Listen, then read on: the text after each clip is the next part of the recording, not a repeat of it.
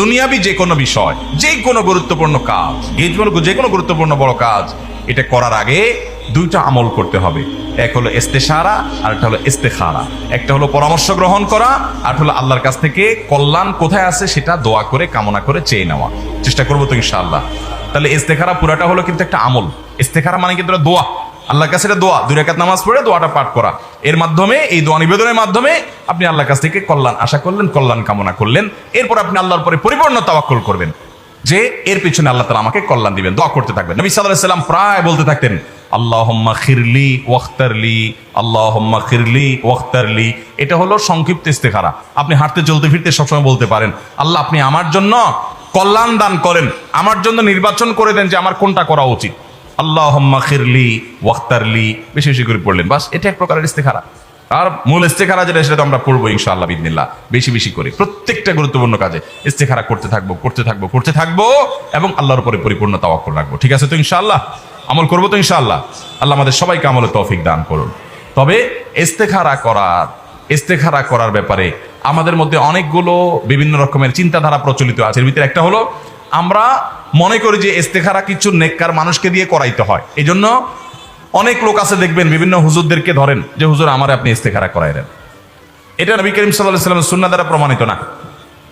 আপনার ইস্তেখারা আপনি করবেন, আরেকজন করে দিলে হবে না, নাজায়েজ হবে, গুনাহ হবে, আমি সেটা বলছি না। আমি বলছি এটা সুন্নাহ না। নবী করিম সাল্লাল্লাহু আলাইহি ওয়াসাল্লামের কাছে সাহাবীরা কেউ এসে বলতেন না, ইয়া রাসূলুল্লাহ আমার ইস্তেখারাটা আপনি করে দেন।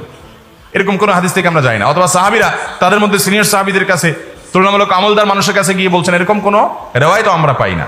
তবে ইস্তেখারা প্রত্যেকে যার যার ইস্তেখারা শেষে করবে। যদি আরেকজন ইস্তেখারা তার জন্য করে যে আল্লাহ তার জন্য এটা কল্যাণ হবে কিনা, আপনি সেদিকে মনটা ঝুঁকাই দেন, দোয়া করান, তো নেককারদের দোয়া চাওয়া যেতে পারে, এটা আমি নাজায়েজ বলছি না। কিন্তু পদ্ধতি হলো মূলত যার যার ইস্তেখারা শেষে করতে থাকবে। চেষ্টা করবো তো ইনশাআল্লাহ? মহিলারাও করতে পারে, পুরুষরাও করতে পারে, একজন ছাত্র মানুষ করতে পারে, একজন ব্যবসায়ী মানুষ করতে পারে, যে কোনো পেশার মানুষ করতে পারে। এটার জন্য বিশেষ কোনো যোগ্যতার প্রয়োজন নাই। শুধু ওই যে নামাজ পড়ে দোয়াটা পড়বেন, দোয়া মুখস্থ নাই, লিখে নিয়ে বই থেকে দেখে দেখে অর্থ সহকারে বুঝে বুঝে নিয়ত করে করে আপনি পড়বেন, বাস, তাহলে হয়ে গেল।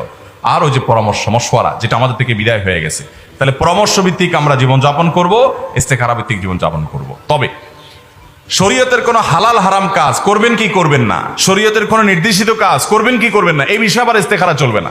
আপনি যদি ইস্তেখারা করেন যে আল্লাহ হুজুর বলছে 5 ওয়াক্ত নামাজ পড়া লাগবে, কোরআনে আছে, হাদিসে আছে, আমি ইস্তেখারা করতে চাই, এটা আমার পড়া দরকার আছে না নাই, তাহলে এখানে ইস্তেখারার দরকার আছে কোনো? এখানে ইস্তেখারা করা যাবে না। ইস্তেখারা আখিরাতের কোনো বিষয়, অর্থাৎ আল্লাহ তাআলা যা করতে বলেছেন বা যা নিষেধ করেছেন সে বিষয়ে আর কোনো ইস্তেখারা নাই। ওটা তো আল্লাহ সিদ্ধান্ত দিয়েই দিচ্ছেন, ওখানে আর কোনো ইস্তেখারা চলবে না। ইস্তেখারা হবে আমার দুনিয়াবি মুবাহ কাজের মধ্যে, যে আল্লাহ এই কাজটা আমি করবো কিনা। হ্যাঁ, হজের ক্ষেত্রে আপনি ইস্তেখারা করতে পারেন, আল্লাহ এই বছর হজে যাব না আগামী বছর গেলে আমার জন্য ভালো হয়, এটা ইস্তেখারার বিষয় হতে পারে। আমি ইলম অর্জন করতে যাব, এই দেশে যাব নাকি ওই দেশে যাব, এই ইউনিভার্সিটিতে পড়বো না ওই ইউনিভার্সিটিতে পড়বো, এই মাদ্রাসা যাব না ওই মাদ্রাসা যাব, এগুলো ইস্তেখারার বিষয় হতে পারে। আমি ইলম অর্জন করব নাকি ইলম বাদ দিয়ে আমি জাহেল থাকবো, এটা কোনো ইস্তেখারার বিষয় হতে পারে। যেটা শরীয়ত আমাকে করতে বলেছে সে বিষয়ে আর কোনো ইস্তেখারার দরকার নাই। অতএব ইস্তেখারা এবং ইস্তেশারা দুইটাই আমরা করব। এখন প্রশ্ন হলো, কোনটাকে অগ্রাধিকার দেব? কি আগে পরামর্শ করব নাকি আগে ইস্তেখারা করব, না কোন খাতে কোনটা করব? এটা নিয়ে উলামা ইকরামের নানা রকম ব্যাখ্যা আছে। অনেক উলামা ইকরাম বলেছেন, যেটা হাদিসে আলাদা করে এটা কোনো আপনার ঠিক করে দেওয়া হয় নাই, তারতিব ঠিক করে দেওয়া হয় নাই, যে সিরিয়াল বলে দেওয়া হয় না যে এটার পরে এটা, এটা না হলে এটা। অতএব আপনি চাইলে দুইটা প্যারালালি করতে পারেন, দুইটা একসাথে করতে পারেন। পরামর্শ করলেন আবার ইস্তেখারা করলেন। অনেক উলামা ইকরাম বলেছেন আগে পরামর্শ করা ভালো।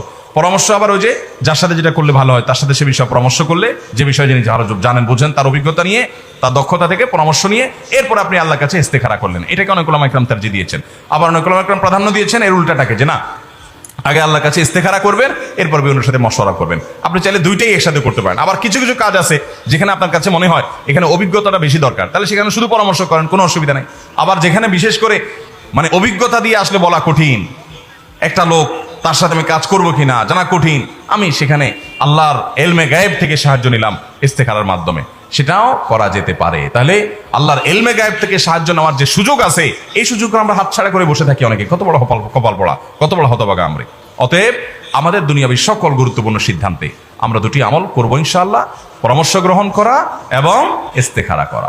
এমনকি আপনি নিজে নিজে সিদ্ধান্ত নেবেন, নেন আলহামদুলিল্লাহ অন্তত দোয়া পড়েন, আল্লাহুম্মা খিরলি ওয়াখতারলি, আল্লাহুম্মা খিরলি ওয়াখতারলি, আল্লাহুম্মা খিরলি ওয়াখতারলি। আল্লাহ আপনি আমার জন্য কল্যাণ দান করেন, আমার জন্য কল্যাণ নির্বাচন করে দেন কোথায় আছে। আল্লাহ